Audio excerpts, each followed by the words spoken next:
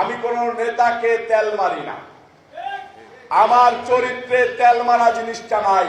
আমার প্রিয় নেতা, প্রিয় বড় ভাই, প্রিয় অভিভাবক, জাতীয়তাবাদী যুবদল কেন্দ্রীয় নির্বাহী কমিটির সংগ্রামী সভাপতি সাবেক সাধারণ সম্পাদক আব্দুল মুনায়েম মুন্না আমাকে রাজপথে লড়াই করতে যে শিক্ষা দিয়েছেন, সেই শিক্ষাকে আমি বাস্তবায়ন করে এরকম ঢাকা মহানগর দক্ষিণ যুবদলকে সুসংগঠিত রেখে রাজপথে লড়াই সংগ্রাম করার জন্য উদ্বুদ্ধ করেছি। আমি এমন একজন নেতার সান্নিধ্য পেয়েছি, মাহে রমজান মাসে বলতেছি, আমি কোন নেতাকে তেল মারি না, আমার চরিত্রে তেল মারা জিনিসটা নাই।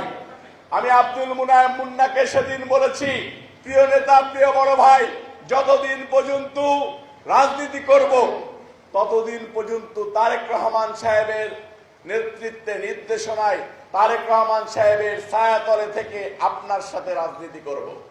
তো অনেক মানুষ আব্দুল মুনায়েম মুন্নাকে ছেড়ে যাবে যুবদলের কমিটি ভেঙে গেলে, কিন্তু আপনাদের কাছে আমি সেই দোয়া সহযোগিতা চাই, আল্লাহ পাক রব্বুল আলামিন যেন কখনো আমাকে আব্দুল মুনায়েম মুন্নার থেকে দূরে না রাখে।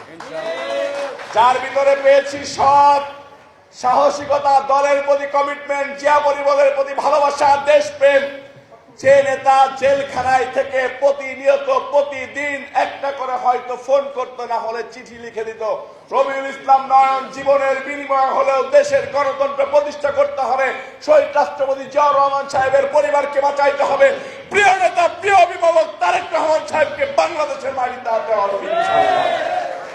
এরকম নেতাকে কি ছেড়ে যাওয়া যায়? যায় না।